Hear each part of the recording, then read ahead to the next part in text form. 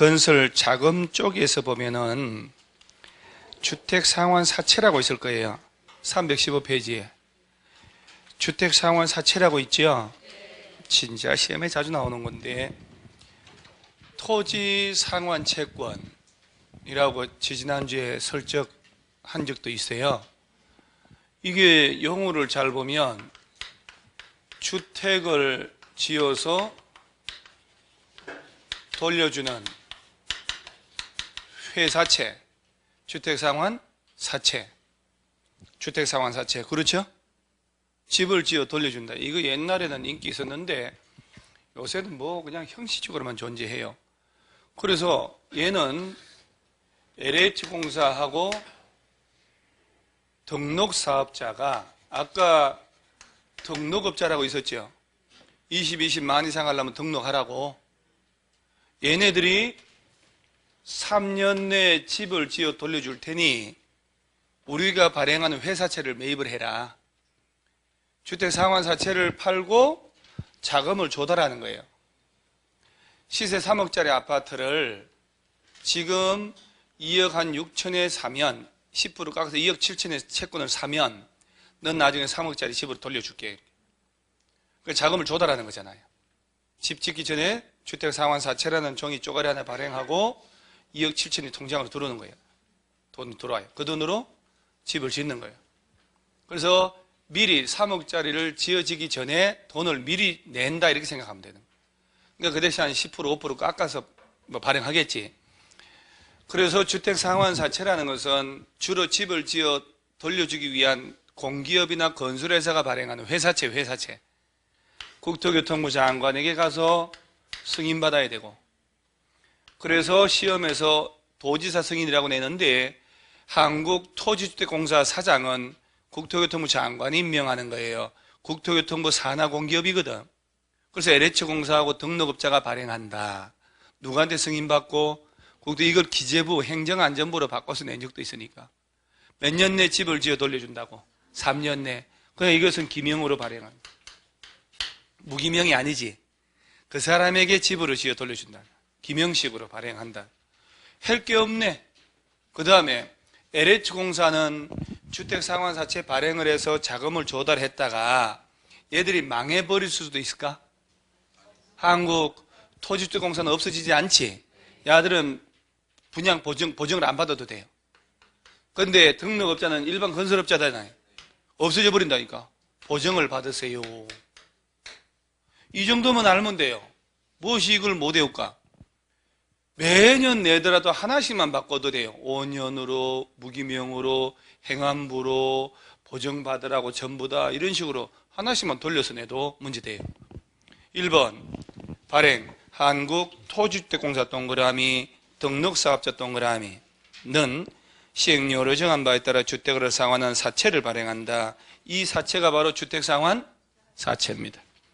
이 경우 등록사업자는 동그라미하고 자본금 등등이 일정 기준에 맞고, 자 끝에 봐요. 금융기관, 주택도시보증공사에 뭘 받으래요? 보증을. LH공사는 보증 받나요? 그렇지. 등록업자만 보증을 받는 거예요. 발행계획 승인 2번에 주택상환사채 발행하려는 자는 다음 줄에 누구한테 승인받고? 국토교통부 장관에게 발행계획 승인받습니다.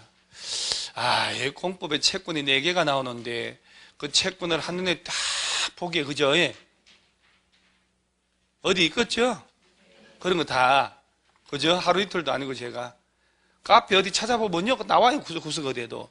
그러니까 이제 어제 내가 보니까 밤늦게, 자료를 막 뒤져본 게 이런 것도 있네 하면서 막 공부하면서 올린 거 내가 보니까 구석구석 그 다람쥐가 뭘 찾듯이 찾다 보면 별게 다 나와요. 그래서 한번 뒤져보셔요. 그래서 공부한 걸 찾아서 인증샷 올리면 수요일 날 추첨돼가지고 뭐 집에 또 혹시 압니까? 뭐 자동차가 한 대 와 있다든가 뭐 이래가지고 웬열 바람 빠진 소리가 막 나옵니다. 혹시 압니까? 성탄절 기념으로 자동차 회사에서 만든 그 이미테이션 자동차 조그만한 게 하나 갈지? 제가 옛날에 전국 수석 최초로 발표한다 하고 산업인력공단에서 발표할 때 부천서 우리 학원에서 전국 수석 나오면 내가 자동차 한 대 산다 했어요. 그게 진짜 수석이 나온 거예요. 그게 18회 때 처음 전국 수석 발표를 했거든요.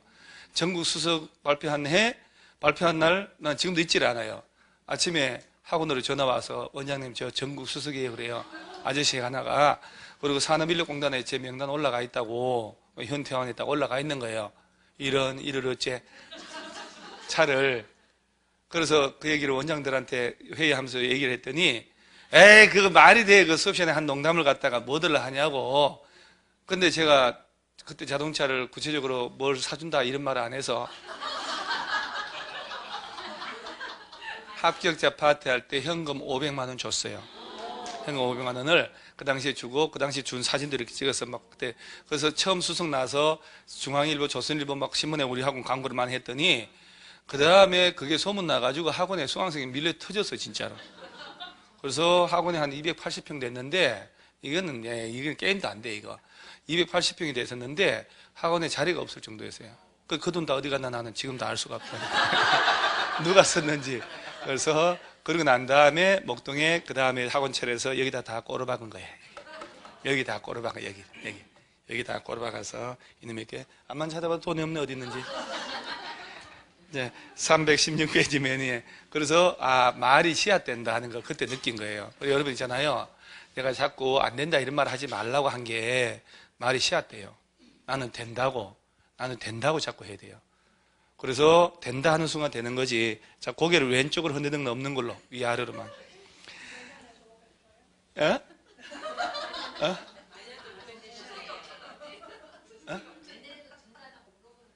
전국 수석 발표를 안 하기로 했어요.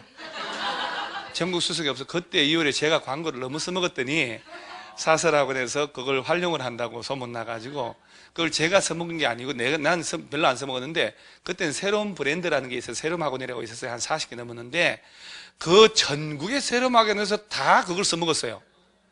다 저들이 합격 전국 수석이었다고. 나는 별로 안 했는데, 그래가지고 난 다음에 부작용이 생긴 거예요. 요새는 전국 수석이 없어요. 없으니까 해도 괜찮아요. 전국 수석 발표 안 해. 316페이지 맨 위에 발행 방법 나오죠? 기명식이라고 그랬잖아요. 무기명하면 안 되는 거예요. 이름이 표시돼야 돼요. 누가 집으로 받을지. 그 다음에 몇 년 초가지 마라. 3년 초가지 마라는 것은 3년 내 집 지어 돌려주라는 얘기입니다. 그 다음에 나머지 특별할 게 없고, 저기 6번에 주택상환사채 효력이 있나요? 등록사업자 등록이 말소된 경우에도 등록사업자가 발행한 주택상환사채 효력에는 영향을 미치지 않는다라고 되어 있죠. 이게 무슨 얘기냐면은, 아까 등록사업자가 3년 내 집으로 지어 돌려주겠다고 발행하잖아요. 누구한테 승인받아서. 그러지. 근데 야가 중간에 망해버렸다니까? 그러면 이거 매입한 사람은 휴지 쪼가리 되냐 이 말이요. 보증을 받았잖아요. 그러니까 등록업자가 등록이 말소돼서 실체가 없어졌다 하더라도 주택상환사채는 여전히 효력이 있다. 보증한 업체에서 집으로 돌려주든지 현금으로 돌려주든지 한단 말이에요. 그 다음에 상법의 사채 발행 이런 것도 뭐 지금 해도 안 해도 괜찮고. 자, 보세요. 주택상환사채라는 단어를 외워야 되겠지요. 이걸 외워야 되는 거예요. 이 단어가 안 외워진다니까. 주택으로 돌려주는 회사채. 이 안에 답이 50% 들어갔다니까. 그리고 LH공사하고 등록업자가 누구한테 승인받아서 몇 년 내 집으로 돌려주고 기명으로. 그러죠? 등록업자는 보증을 받아야 되고. 몇 가지 안 되는데 너무나도 자주 나옵니다. 자, 그 다음에 밑에 주택건설 사업 시행이라고 있나요? 이제 1번에 주택건설 절차가 있잖아요. 지금부터 건설하는 절차가 나와요. 우리가 보통 건물 짓고 할 때는 건축 절차라고 하는데, 지금은 건축이라는 용어를 쓰는 게 아니라 건설이란 말을 쓴다고 그랬잖아요. 그래서 주택을 지을 때 어떻게 하냐. 자, 여기는 또 단독 30, 공동 30세대 이상 지을 때, 대지를 1만 이상 할 때 예외 50, 50 있는데, 얘네들은 건축허가 받는 게 아니고 사업계획서 만들어가지고 승인을 받아야 되는 거예요. 그래서 사업계획 승인, 다 지었다, 들어가 살으려면 사용 검사 받고, 그래서 사용 검사라는 용어를 쓰는 거예요. 사업계획 승인. 사업계획 승인 대상 공동주택이라고 그러면 30세대 이상을 말하는 거거든요. 그 아까 20세대, 25도 있었죠? 그것은 사업자로 등록을 해야 집장사 할 수 있다는 얘기고, 30세대 이상 지을 때는 건축허가 받는 게 아니고 사업계획 승인받는다는 거. 그래서 지금부터 건설하는 절차가 나와요. 1번 사업계획 승인 대상이라고 나오나요? 다음에 주택건설 사업 시행하려는 자나 또는 다음 면적 이상의 대지조성 사업 시행하는 자는 끝에 줄쳐요. 사업계획 승인받으라. 자, 단독은 몇 호 이상 지을 때? 30. 공동주택은 30. 대지는 만. 자, 이거 한옥은 50% 하고 단정 연립 다시 또 50세대로 한다는 예외가 있거든, 예외.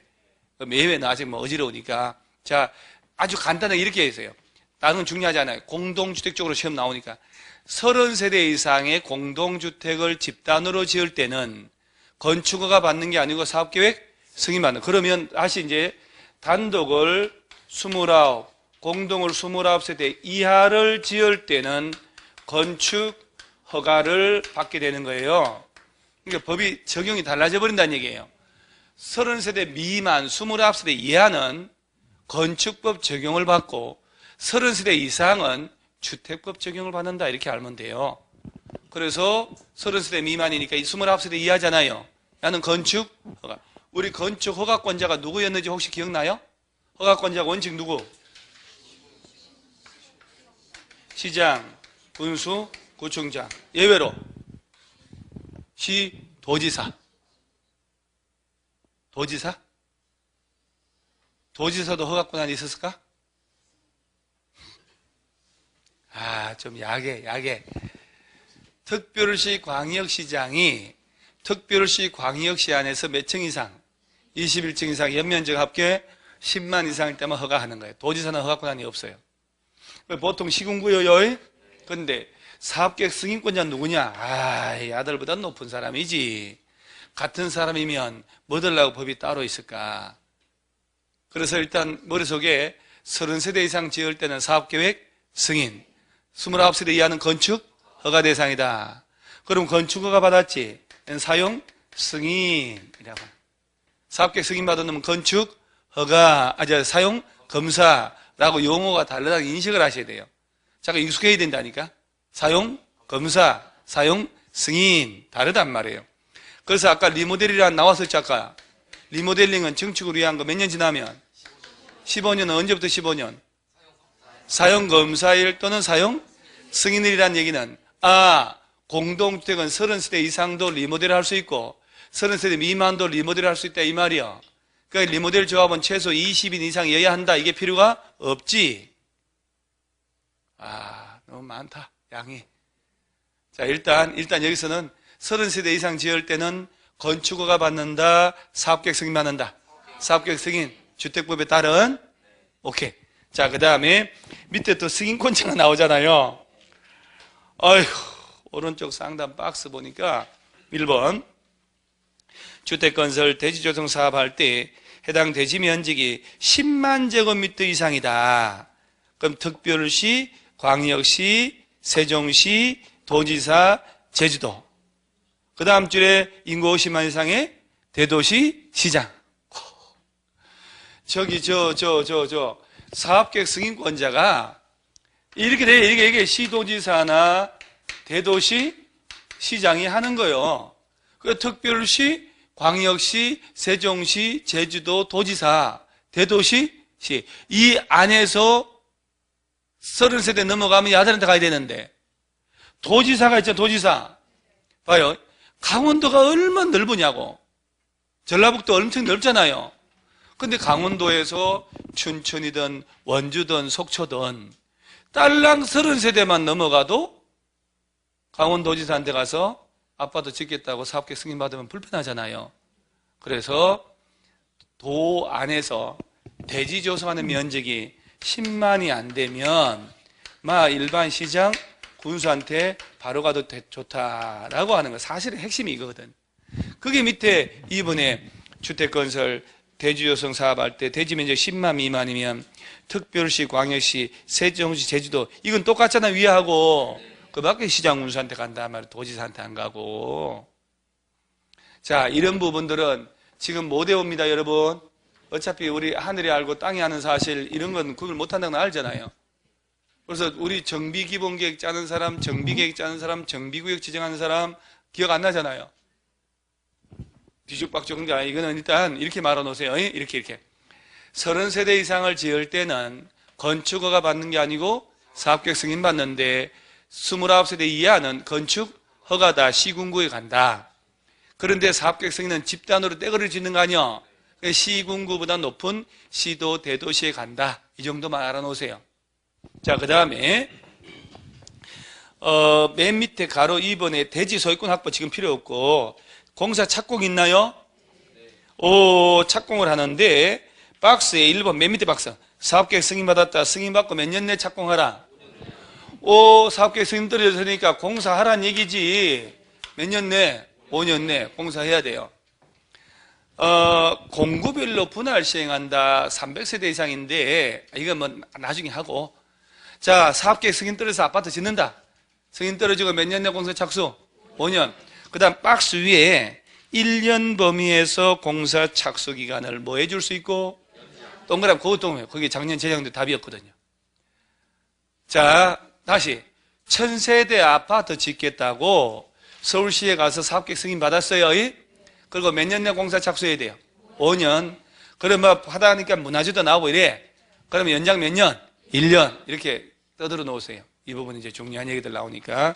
한 장 넘어가면 사업계획 승인 취소, 매도 청구 이런 것도 너무 어려워. 가만 냅두세요. 어차피 2시간 한 것도 좀 갈달달한데 그 다음에 밑에 건설 촉진 대책은 다 무시하고 오른쪽에 사용검사 보세요. 요거 나오네. 요거. 근데 말이에요. 사용검사권자는 또 시장군수구청장이에요. 그러면 이게 무슨 얘기냐면은 특별시 광역시 안에서 주택을 30세대 이상 지으려면 사업계획 승인은 특별시 광역시장한테 가서 받아야 돼요. 다 지었다 들어가서 살으려면 구청장한테 가서 사용검사 받는 거예요. 사용검사권자는 또 달라. 그래서 공법이라고 하는 거예요. 그래서 학생들의 시중에서 회자되는 게 공법이 어려운 과목이다 라고 하는 말을 쓰는 거예요. 자체가 어려운 게 아니라 이렇게 막 아주 뒤죽박죽 나오니까 어떻게 구분을 합니까 여러분들이. 자, 1번 3번 1번 사업주체는 사업계획 승인받아 시행하는 주택건설 대지조성 사업 완료한 경우는 주택대지대에서 국토교통부 이용으로 정한 바에 따라 자, 줄 치세요. 누구 찾아가서 사용검사? 시군 구청장한테 가서 사용검사를 받습니다. 그 다음에 가로 2번에 사용검사 기간 있나요? 사용검사 신청했다. 두 번째 줄 며칠 내 사용검사 하라고? 15일. 아따 15일 이런 거 진짜 참 이게 중요하지 않은 게 사람 나오면 사람 죽여줘요 진짜. 자, 그 다음에 임시 사용승인은 뭐 특별할 게 없으니까 한 장 넘기시고 저 321페이지에 분양가 상한제라고 있나요? 자, 지금 현재 보세요. 사업계획 승인받아 다 지었잖아요. 사용검사 받았잖아요. 그러니까 이제 아파트 지었으니까 공급해야 될 거 아니에요? 그 왼쪽에 공급이라는 단어가 나왔잖아요. 왼쪽에 공급인데 잡다한 건 다 쓸데없는 거고 오른쪽 상단에 만화가 하나 있어. 만화가 이렇게 해서 뭘 지었는데 말이지 이게 지금 그림이 아파트도 아닌 것이 그냥 빌딩 같아 보이지 않아요? 그러죠? 근데 그냥 빌딩들은 주택법 적용 안 하는데 조금 그래요. 나 같으면 여기다가 아파트 한 5동을 딱 그려놓을 것 같아요. 동과 동 사이 좀 띄어가지고 그러잖아요. 5개 동 딱 그려놓고 말이야. 그러놓고 이제 오른쪽에 보니까 뭐 택지비, 건축비 해가지고 기본형 건축비 플러스 가산금 해가지고 분양가 상한으로 규정한다. 아, 또 어렵구만. 여러분 저 분양가 상한제란 말 나오죠? 이게 이제 두 가지예요. 일단 그거 뭐냐면 아파트를 지었을 때 분양을 하잖아요. 3.3제곱미터당 얼마에 그 분양 가격을 국토교통부에서 정해진 그 기준 금액보다 비싸게 받지 말라는 얘기예요. 그리고 분양가 상한제 적용 주택을 공급받으면 시세보다 저렴하게 받겠지. 저렴하게 받으니까 이건 일정 기간 못 팔아먹어. 그래서 복잡해. 이번에 12월 말에 또 바뀌었는데 일단 시험용으로는 그게 나오지는 않아요. 시험은 투기과열지구간에 전매제한 기간만 주로 나오거든. 분양가 상한제는 그 대신에 나중에 교과서에서 여러분들 실무를 할 때 보긴 봐야 돼요. 실무 수능을 돌아가니까. 그러면 분양가 상한제는 분양가격을 국토교통부에서 정해진 가격보다 비싸게 받지 마라. 아무리 비싸게 받아도 이 가격 이하로 공급하라는 얘기거든. 두 가지예요. 마구잡이가 아니고 공공택지 공급받아가지고 아파트 지역 분양할 때, 공공택지는 국가나 지자체 LH공사가 조성하는 땅이에요. 민간택지보다 저렴하게 택지를 주겠지. 공공택지를 대우건설에서 삼성에서 현대에서 공급받았단 말이에요. 아파트 짓잖아요. 택지 자체가 싸기 때문에 너희들은 아파트를 분양가격을 마음대로 받지 마라 이 얘기예요. 공공택지가 아니고 민간택지는 분양가 상한제 관계없어요. 오케이? 자, 그 다음 민간택지라도 분양가 상한제 적용 지역으로 지정하면 분양가 상한제를 또 제한받아요. 자, 그럼 일단은 분양가 상한 제도를 적용받을 때는 공공택지 공급받아서 공동주택을 지어주는 업체들, 공공택지가 아닌 민간택지라면 뭘로 지정된 곳? 분양가 상한제 적용지역 지정한 곳이에요. 요놈 적용 기준이 또 있어요. 12달간 물가 상승률 2배, 석 달간 20%, 2달간 5대1, 10대1 경쟁률이 있어요. 여기는 없어 일단. 그래서 없으니 일단 눈에 안 보니까 심감 편해. 보이면 또 스트레스 받잖아요. 자, 일단 공공택지에 공동주택을 지으려고 하거나 분양가 상한제 적용지역 지정한 곳에서 공동주택을 분양할 때는 분양가격을 마음대로 받을 수 있다 없다? 없다. 자, 일단 이 단계에서는 분양가 상한제를 적용하지 않는 세 가지를 기억하셔야 될 거예요 아마. 자, 거기 보면 박스 만화 밑에 보면은 1. 적용주택 있나요? 사업주체가 일반에게 공급하는 공동주택 중에 다음 어느 하나에 해당한 지역에서 공급하는 주택의 경우는 이 조문에서 정하는 기준에 따라 산정되는 분양가 이하로 공급해야 된다 해놓고 1번에 공공택지 나오잖아요. 여기죠, 여기. 이게 민간택지 아니잖아요. 두 번째, 공공택지 외 택지에서 주택가격 상승의 우려가 있어가지고 국토교통부 장관이 주거정책 심의에 심의 거쳐 지정하는 지역이라고 돼 있죠. 요 가로치고 분양가 상한제 적용지역이라고 쓰세요. 분양가 상한제 적용지역. 이걸 지정해야 된다 이 말이에요. 누가요? 국토교통부 장관이. 국토교통부 장관이 지정해야 되거든.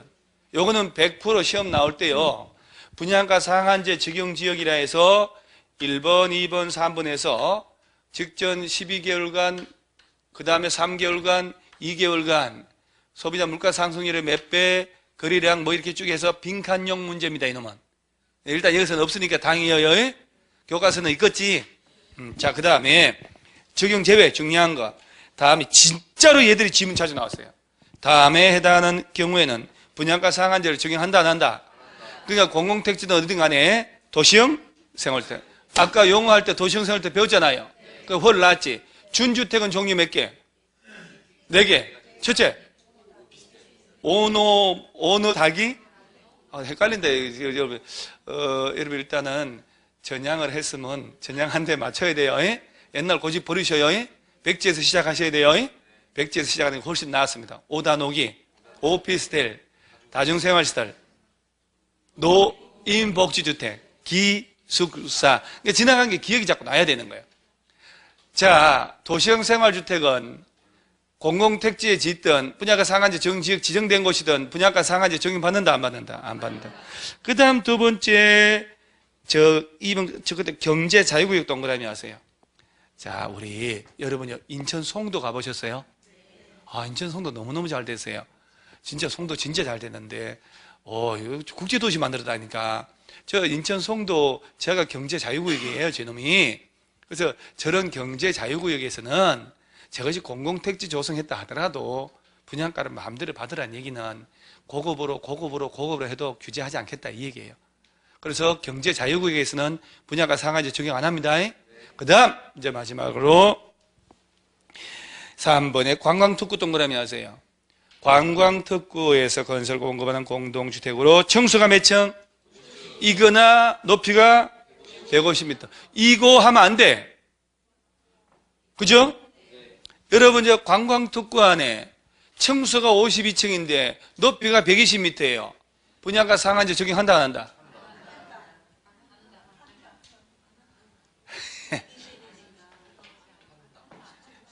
층수가 관광특구 안에 50층 이상이거나 150m 이상 높이의 아파트 지을 때는 분양가 상한제 적용하지 않는다고.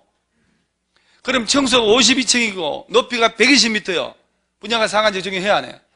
안 한다고. 52층이니까 50 넘잖아요. 층수가 45층인데 높이가 180m요. 분양가 상한제 적용해야 안 해요? 그렇지. 둘 중에 하나만 충족하면 된다니까요.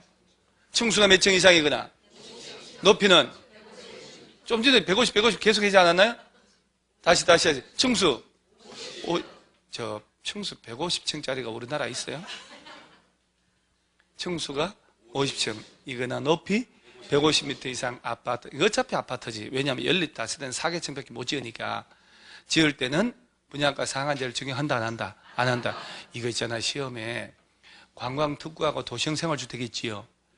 분양가 상한제 이 공급 쪽에서 객관식 문제 지문으로 진짜 한 6, 7번 나온 것 같아요. 나중에 기출문제가, 이번에 기출문제는 제가 매년 냈지만은 이번 기출문제는 해설을 정말 제가 충실하게 달아가지고 그거의 기본수 역할까지 할 수 있도록, 그래서 기출문제만 한 10번 반복하면 여한 문제 다 풀리게끔 만들고 있는데, 그래서 그 기출문제를 쭉 요새 정리하면서 또 보니까 야, 관광특구 그 다음에 그 도시형생활주택 그 두 개가 기출문제 지문으로 정답. 심지어 도시형생활주택은 분양가 상한제를 적용한다 라고 이런 지문도 나왔다 이 말이에요. 정신만 차리면 되지 적용하지 않는다. 이 세 놈은 분양가 상한제하고 관계 있다 없다? 없다. 특히 관광특구 몇 층? 높이 150m 꼭 기억해야 돼요. 그 다음에 한 장 넘어가고 다음 페이지가 4번에 투기활지구 있지요. 여기 교과서에는 분양가 상한제는 누가 지정하고 어딜 대상으로 하고 하는 게 없어서 뭐 말을 할 게 없는 것이고, 또 이거 없는데 얘기해 주잖아요. 쓰면 그거 필기하느라 정신없을 것 같아서 내가 얘기 안 해버리는 거예요. 일단 투기활지구 나오죠. 이게 투기활지구 이게. 자, 우리가 공법 다른 거 배울 때 투기활지구 나왔었죠. 과밀억제권역이 아닌 곳에 투기과열지구 할 때 재건축은 최대 몇 개까지 받는다? 그럼 과밀억제권역인 곳에서는 투기과열지구면 몇 개? 일단 뭐 자, 내가 하고자 하는 의도는 뭐냐면은 그때 투기과열지구라는 거 나오긴 나왔지 우리. 그렇지, 그 얘기 하려고. 자, 여러분 부동산 중에 사장님이요, 내가 손님이요. 손님인데 공법 선생이라는 생각하면 안 돼요. 그러면 일단 생각이 마비가 돼버려. 나보다 잘하는 놈이다 그러면 일단 깔려버린다니까. 우리 애들 고모라 생각하면 돼요. 여러분들 애들 고모 이모들은 아무것도 모르잖아요. 그러니까 여러분들 중개사 하면 댕기고, 일단 여러분 말이 거짓말도 우기면 이모 고모 따라오게 돼 있어. 그 언니가 중개사 하면 댕기니까 뭐 잘 알겠지 이렇게 된다니까. 아무것도 모르는데 그래 막 얘기하면 대단해 보인다니까 모르는 사람들은. 자, 투기과열지구란 말 나왔죠 지금. 얘가 주택법이야. 주택법에 따라서 투기과열지구를 지정한다 이 말이요. 이거 누가 지정하냐? 국토교통부에서도 지정하지만 시도지사도 지정 가능해. 장관 또는 시도지사. 얘부터 먼저 얘기하는 거예요. 투기과열지구는 뭐 들라고 지정하냐 하면 투기 막으려고요. 이렇게 얘기하면 안 되는 거예요. 당첨된 아파트, 당첨된 분양권 있지요. 그걸 못 팔게 하는 거예요.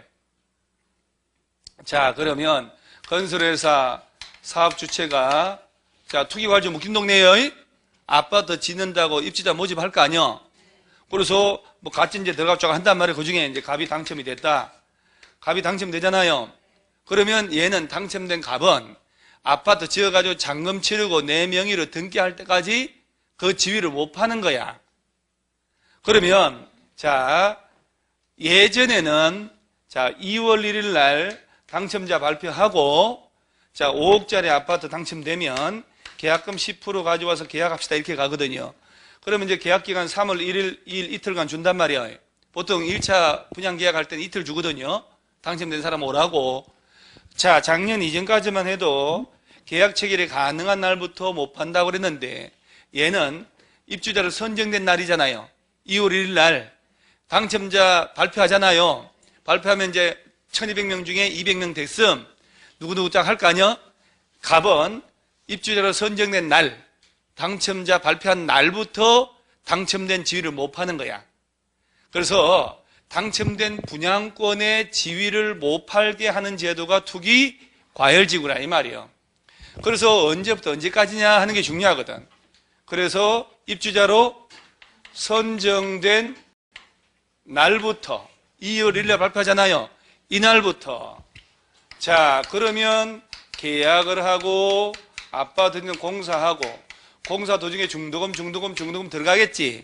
그러면 이제 공사가 다 완료될 거 아니에요? 완료되면 이제 90% 들어갔어. 잔금 10% 정도 남아있다면 보통 10% 20% 남아요. 그러면 갑이 건설회사에다가 잔금을 지급하면 10% 그럼 자기 이름으로 원래 다 지으면 이제 건설회사 이름으로 보존 등기를 먼저 해요.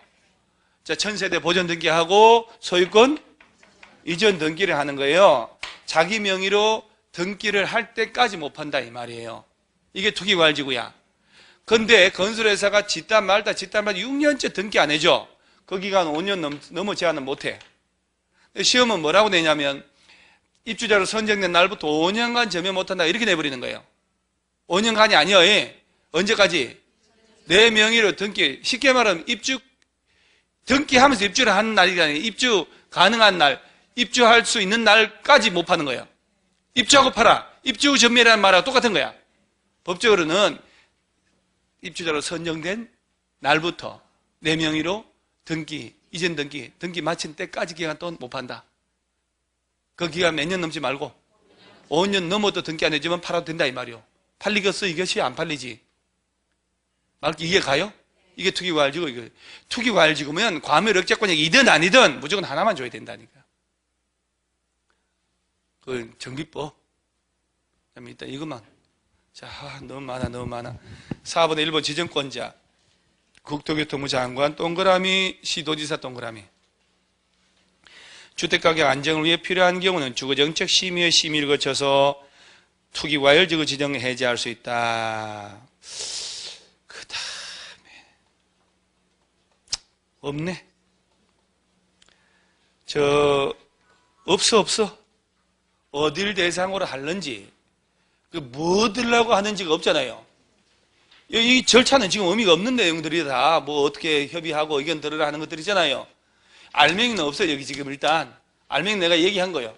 자, 투기과열지구 묶이면 언제부터 전매를 못한다?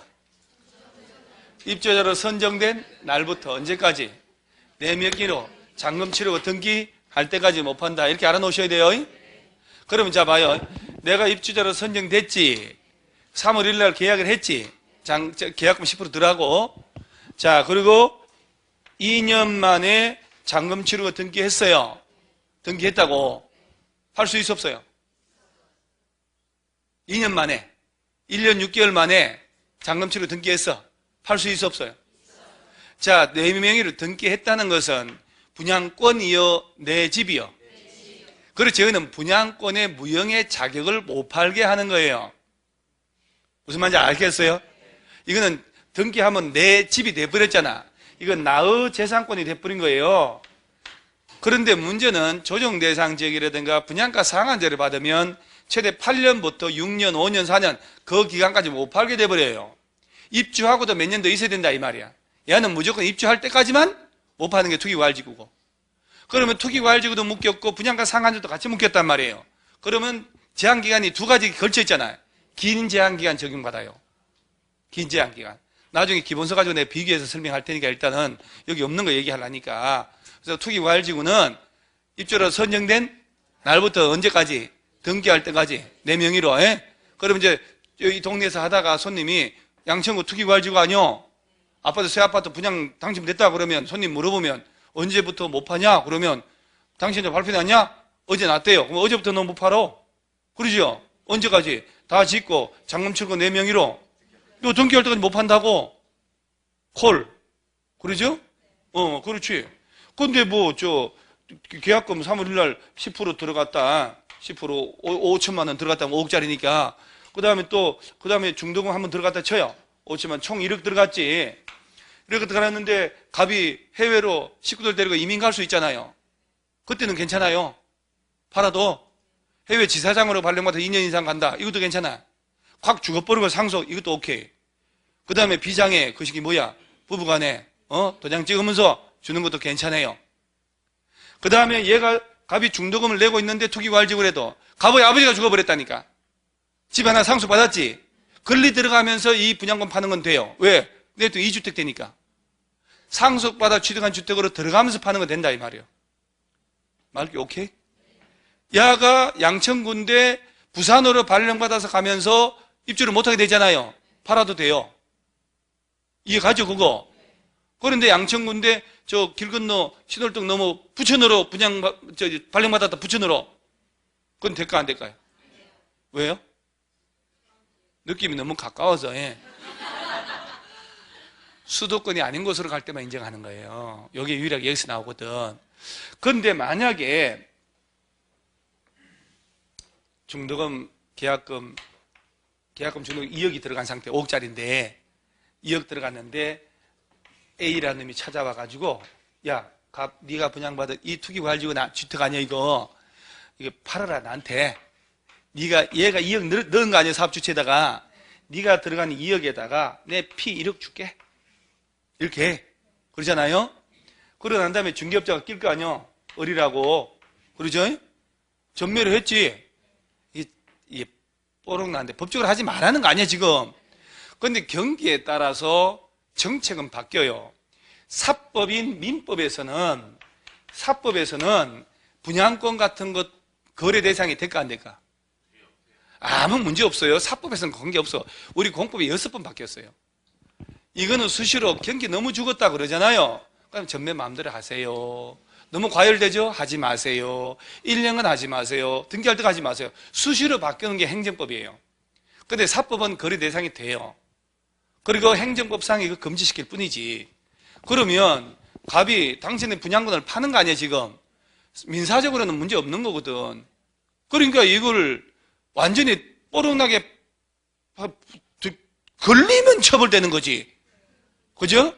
그래서 이제 복등기라는 형식으로 하는 거거든요. 당사자 간에 사고 팔고 약정을 다 해요. 변호사 사무실에 가서 공정정서 작성하고 중개부터 끼고 그 다음에 모든 등기 서류를 얘한테 위임을 다 해놔요. 중개사무실이나 변호사 사무실에. 그 다음에 이제 얘가 남은 3억을 줘야 될 거 아니야. 얘 이름을 잔금 다 치르는 거야.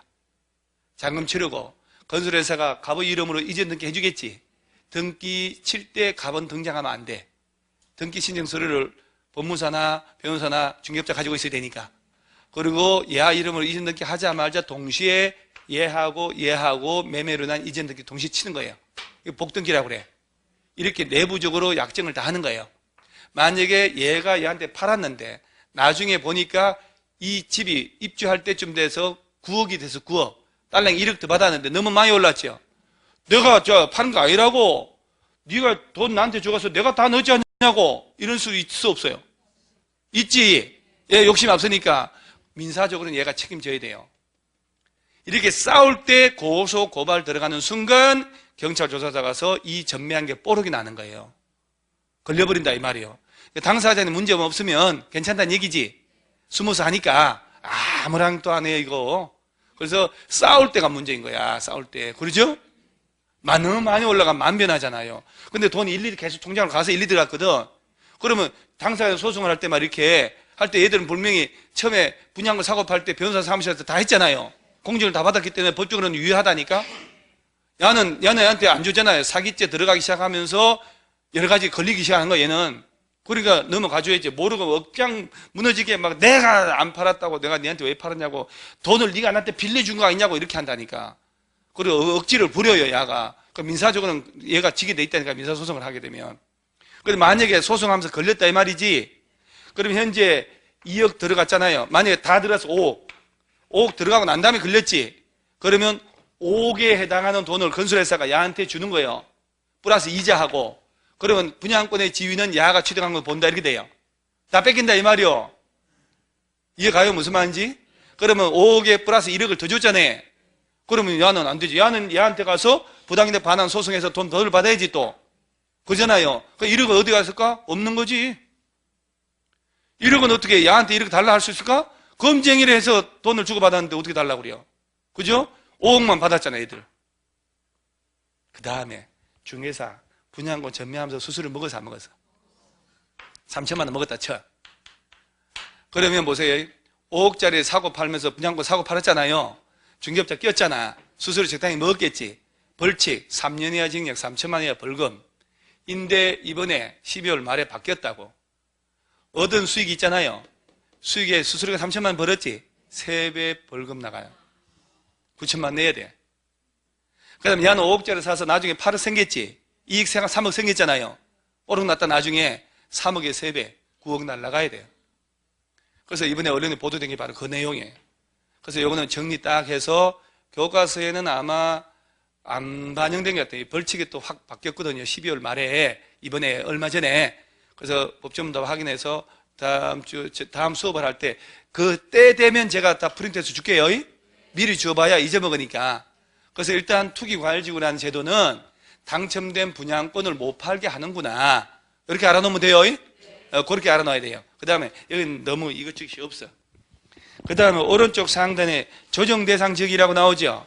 요것도 당첨되고 입주한 아파트를 일정 기간 못 팔아먹게 하는 거예요. 그래서 야도 여기는 좀 핵심이 없어. 괜찮아. 이건 안 해도 괜찮아요. 한 장 넘어가고 다음 페이지에 324페이지에 위에 주택 공급질서 교란행위라고 있나요? 뜬금없이 얘가 나오는데 오른쪽 하단에 주택의 전매행위 제한 있죠? 요게 사실은 요게 어디가 있어야 되냐면은 이 323페이지 그 밑에 연결되어 있어야 돼. 왜냐하면 투기과열지구하고 조정대상 지역하고 분양가 상한제 적용 아파트라는 게 뭐 들라고 있냐? 그게 바로 325페이지 하단에 전매 제한 있죠? 일정한 전매 못하게 하려고. 그 하단 박스 봐봐요. 투기과열지구, 조정대상 지역, 분양가 상한제 있잖아요. 그런데 투기과열지구에서는 언제부터 언제까지, 조정대상 지역은 언제부터 언제까지 없잖아요. 할 게 없어, 할 게. 그래서 이제 가만히 냅두면 되고, 다시 왼쪽 상단에 주택 공급질서 교란행위라고 있나요? 요 놈만 오늘 보고 집에 가는 건데, 여러분 공시법 시간에 부기등기 배웠나요? 부기등기? 저당권 등기? 등기? 부기등기? 아니, 배운 게 이제, 그거 여러분 제가 하는 말은 11월 달을 처음 하고 논 사람을 대상으로 하는 얘기예요. 배웠냐, 안 배웠냐는 얘기는, 지난 3월 달, 올 3월 달, 5월 달, 7월 달 배웠다 그 말 하지 말고, 11월 달 처음 오신 분들 중에 부기등기라고 들어봤나 이 말이야. 부기등기는 주등기 순위여야 한다. 부기등기한 순위여야 한다. 부기등기는 부1, 부기2로. 그래. 안 들었어. 다행이요. 들었으면 또 설명할 뻔 했네. 얼마 힘들었겠어요. 자, 일단 324페이지 맨 위에 공급질서 교란행위 금지라고 있나요? 이게 뭐냐면은 이제 이게 본질이 이거예요. 우리 주택법은 주택을 공급받을 수 있는 지위 자격을 가진 사람이 자기가 그걸 이용해서 주택을 공급받는 게 아니라 그걸 돈 받고 사고 파는 놈이 있을 수 있잖아요. 자, 통장 가입하는 1순위 통장 가지고 있어. 그 통장 사고 팔면 되게 안 되게? 안 되겠지. 그 통장을 어떻게 사고 팔아요? 그러면 청약 통장 10년짜리 있잖아요. 가입한 사람 있잖아요. 그럼 내가 통장 사가지고 1,000만 들어가 있으면 1,000만 원 주고 내 명의를 바꿔줄까? 아니에요. 그렇게 사고 파는 거 아니에요. 통장 내가 매입했잖아요. 1순위 됐지? 이 사람이 분양 신청을 하는 거예요. 분양 신청에 당첨됐잖아. 그러면 이 돈을 내가 계속 줘야 되는 거예요. 이렇게. 그래서 당첨된 그 나중에 입주하잖아요. 그리고 내 명의로 돌리는 거예요. 모든 돈을 내가 주고 이 사람의 통장을 이용해서 당첨이 되는 거예요. 그걸 청약 통장을 사고 판다 이렇게 얘기를 하는 거예요. 언니한테 뭘 묻는겨? 내가 얘기 속 시원하게 얘기해. 엄마도 언니도 지금 답답하다. 언니도 지금 몰라 이러잖아. 동상 나한테 얘기해봐. 돈 안 받고 팔았어? 그러니까 누가 어리버리하게 그냥 하냐고. 법무사 사무실에 가서 계약서 쓰잖아. 그럼 그냥 할겨? 통장 야, 1,000만짜리 통장, 자, 1,000만 원 줄게. 나한테 팔았어. 이렇게 할 것 같아요? 아니에요. 절대 그러면 안 되지. 친구 간에 30년 친구요. 돈 1,000만 원 빌려줄 때 통장에다 1,000만 원 빌려줄 테니까 나중에 갚어. 1년 뒤에 갚을까 안 갚을까? 안 갚아요. 사람은 나중에 갚을 때 되면 그 돈이 아까워요. 안 갚아. 근데 통장에 아무 그게 없지. 빌려줄 때 친구 간에 돈 1,000만 원 빌렸는데 무슨 계약서 쓰니? 원래는 금전 소비대차 계약서 써야 돼요. 오늘 계약하고 그 다음에 이 돈은 1년간 쓰기로 하고 이자 얼마, 이자 잔법대로 이자 얼마 하고 다 해야 되는데 친구한테 민망하잖아요. 1,000만 원 급하게 빌려달라. 은행으로 입금시켜야 돼. 현금을 주면 안 되고. 하면서 꼭 계좌에다가 컴퓨터로 한마디 써놔야 돼요. 이 빌려주는 돈 잘 활용하기 바람. 기한 되면 꼭 갚기 바람. 이라고 딱 두 마디만 써요. 그러면 나중에 돈 안 빌렸다고 네가 정리했잖아. 오랜 친구한테 공짜 줬잖냐. 그럴 수 있지요. 통장에 찍힌 걸 딱 들이면 판사가 빌렸구만 이렇게 되는 거예요. 그러니까 항상 그런 식으로 뭘 남겨야 돼요. 통장에다가. 그러니까 통장을 내가 안 받았다. 안 팔았다. 당연히 그렇게 사고 팔까? 아닙니다. 그렇게 하면 안 돼요. 다 서류를 작성해서 합니다. 그러니까 착하다는 거. 324페이지 맨 위에 공급지사 교란금지라고 있죠?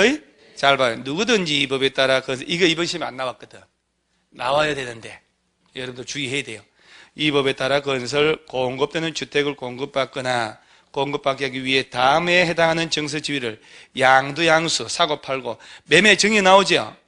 이런 권리변동 수반하는 모든 행위를 포함해서 안 되는데 상속받거나 동그라미 저당 동그라미 하는 경우는 괜찮아요. 하거나 이를 알선하거나 양도양수 알선하는 목적으로 광고를 하거나 이런 거 해서는 안 되며 누구든지 거짓 그 밖에 부정한 방법으로 이 법에 따라 건설 공급되는 정서 지위 주택을 공급받거나 공급받기 해서 또 기네. 그러니까 박스 보세요. 주택을 공급받을 수 있는 조합은 지위라고 했나요? 아까 지역주택조합이라고 있었죠. 조합은 되면 우선 여러분 300세대에 조합 아파트 지으면 조합원이 200명이잖아요. 50% 이상 확보해야 되니까 200명한테 일단 우선 공급이에요. 그러니까 조합은 되기만 하면 가입하면 조합이 사업만 제대로만 되면 괜찮다니까. 그리고 100세대 남지요. 이게 일반 분양을 하는 거예요. 그러니까 조합원이 되면 일단 집을 받을 수 있는 자격은 생겼잖아요. 그 조합원 자격을 사고 팔고 마음대로 하면 된다고 안 된다고? 안 된다 이 말이요. 이게. 그러니까 여기서 보세요. 우리가 아까 재개발 재건축 조합이 있었죠. 그 조합원 자격은 사고 팔고 마음대로 돼야 안 돼요? 내 집이라고. 그건 된다고. 내 집을 팔면 사놓는 조합은 된다니까. 그래 여러분 지역 직장주택 조합원 자격 있죠 이거. 이거 팔고 사고 하면 될까? 이거 내 집이요? 아니잖아. 그러니까 조합원 자격을 사고 팔던 큰일 난단 말이에요. 3년 3천만 원이에요. 리모델 조합원 자격은 양도양수 할 수 있어 없어요? 뭐가 없어. 내 아파트인데. 리모델 조합 만들었지. 조합원이 아파트 팔면 사놓는 조합원이요 아니요? 요. 재건축과 똑같잖아요. 근데 지역 직장, 특히 직장은 그 직장의 건물에 해야 되니까 그럴 일이 없어. 지역조합원 있죠. 서울 시내에. 지역조합원 자격을 취득했다가 내가 지역조합원이거든. 내 조합원 자격 살래 네가? 2천만 원 주고? 아마 안 된다 이 말이야. 광고해서도 안 되고요. 그 다음 두 번째 주택상환사채. 뭐냐 그 주택상환사채 아까 있었잖아요. 저거 누가 발행해요 저거? 한번 흥분하지 말고 좀 침착하게. 누가 발행? 지금 이게 기억이 안 나는 사람들은 이따 고기 먹을 때 밥만 먹어요. 우리 전심 삼겹살 파티 하기로 했잖아요 연말에. 이거 괜찮다니까. 제가 예전에 동짓날 파티 한 적도 기억나고 학생들하고 괜찮다니까. 이런 행사를 하고 하면 기가 쫙 모여서 삼겹살 뜯으면서 스트레스 풀고. 자 리모델, 재개발, 재건축하고 지역 직장은 다르다고 인식을 해야 되는 거예요. 자, 다시 한번 얘기하면 주택상환사채 이것도 있잖아요. 조금 전에 누가 발행했냐? LH공사하고 등록업자가 누구한테 승인받아서? 기억이 안 나. 기억이. 국토교통부 장관 김영 무김영 몇 년 내 집으로 상환하고? 그래, 그거 얘기하는 거야. 내가 진짜 질문해버리면 대답 못할까봐 고기 안 먹을까 싶어서 대답 얘기해버린 거예요. 주택 상환사채를 내가 매입하고 있잖아요. 이거 팔아먹을 수 있냐 없냐 이 말이요. 안 되지. 3억에 해당하는 주택 상환사채 가진 사람이 마음대로 사고 팔면 3억 5천에 팔고 4억에 팔고 5억에 팔면 집값이 5억짜리 돼버리는 거예요. 집값 높이는 주범이 돼버린다니까. 그래서 지역조합원의 자격, 주택 상환사채는 매매 증여하면 된다 안 된다? 안 된다. 상속은? 저당은? 저당이라는 것은 담보쟁고 돈 빌리는 거니까 되는 거예요. 저당 그거는 뭐 너무 자주 나왔는데. 그 다음에 3번이 입주자 저축 있잖아요. 이게 청약 통장 얘기하는 거요. 법적으로 사고 팔면 된다고 안 된다고? 안 된다니까? 오타게 하는데 하잖아요. 심지어 있잖아요. 전부 때 통장 삽니다. 붙어 있는 데 있다니까. 인터넷 한 놈도 있고 광고도 안 돼. 광고도. 걸리면 죽어요. 3년 3천만 원. 그런데 통장 사고 팔아서 걸린 놈 있을까? 없지. 강남에 있잖아요. 아파트 막 1300대 1 뭐 이런 거 했을 때 신문에 막 뜨고 있을 때 국토교통부하고 경찰하고 조사해서 가끔 그래서 걸린 적이 있어도 일반적으로는 없어. 못 봐. 왜? 저가들끼리 약정을 했는데 알 길이 없잖아요. 그리고 나머지 등기까지 이 사람 이름으로 한다니까? 통장한 사람 이름으로 돈만 계속 주는 거고 그리고 설정 이전 등기 한단 말이에요. 어떻게 찾아낼 거냐. 그 다음에 밑에 4번에 시군구청장이 발행한 무허가 건물 확인서, 철거 예정, 철거 확인서란 말 나오죠. 쉽게 말하면 산동네 철거민 딱지 얘기하는 거예요. 우리 정비사업 3개 있었죠. 우리 달동네 미는 사업이 무슨 사업이요? 주거환경 개선 사업 아니요? 걔는 수용하는 방식으로 할 수 있어 없어요? 대화가 되기 시작하네. 거기 사는 사람들이 그 노원구 상계동의 104마을이 국가산이다니까? 국가 땅에다가 6.25 때 내려오면서 거기다 집을 짓고 하나씩 살게 된 게 그 104마을이에요. 그러면 국가 땅에다가 집을 지은 거 아니에요, 지금? 움막 짓다가 나중에 벽돌 올리고, 그리고 세금을 또 부가징수하니까 대장은 또 만들어주거든, 또. 국가가. 그러면서 이제 적법하게 만들어줬단 말이에요. 땅은 국가, 건물은 개인들 거. 그러잖아요. 걔들 나중에 수용하고 이럴 때 입주권 나온단 말이에요, 입주권. 그 철거민 딱지 얘기하는 거예요. 그러면 사고 팔면 되게 안 되게? 안 되네. 그러니까 지금 나온 건 뭐냐면은 너 조합원 자격, 주택상환사채, 입주자 저축, 철거민 딱지라는 하나같이 집을 받을 수 있는 자격이잖아요. 왜 네가 이용 안 하고 이걸 돈 받고 사고 팔고 하냐 이 말이에요. 증여하는 건 될까 안 될까? 매매, 증여 안 된다니까요. 상속은? 저당은? 그렇지. 이거 위반했죠? 3년 3천만 원이에요. 벌칙 가끔 나오는 게 바로 그거거든요. 그러니까 여기까지 얘네들이 바로 공급 질서 교란 금지라는 얘기는 이런 걸 사고 팔고 마음대로 하면 시장 질서가 교란된다는 얘기지. 이런 짓을 하면 된다고 안 된다고? 안 된다고. 이렇게. 이게 바로 주택법이 주택법. 여기까지. 저당권 부기등기는 여러분들 너무 어려워서 안 돼. 이거 하면요. 고기 못 먹어. 이빨 다 빠져가지고. 그래서 이빨 다 스트레스 받아가지고. 그 다음 전매이고, 다음 페이지는 뭐, 이거 농지법은 한 거 맞죠, 우리? 다음 주부터는 기본서 가지고, 다음 주는 쉬는 거 맞죠? 그러니까 1월 첫 주잖아요, 월요일 날. 그때는 기본서니까 이건 안 가져와도 돼요. 그러면 기본서를 오늘 집에 가서 기본서를 받았잖아요? 오늘 수업한 주택법을 기본서 찾아가서 줄을 한번 쳐보세요.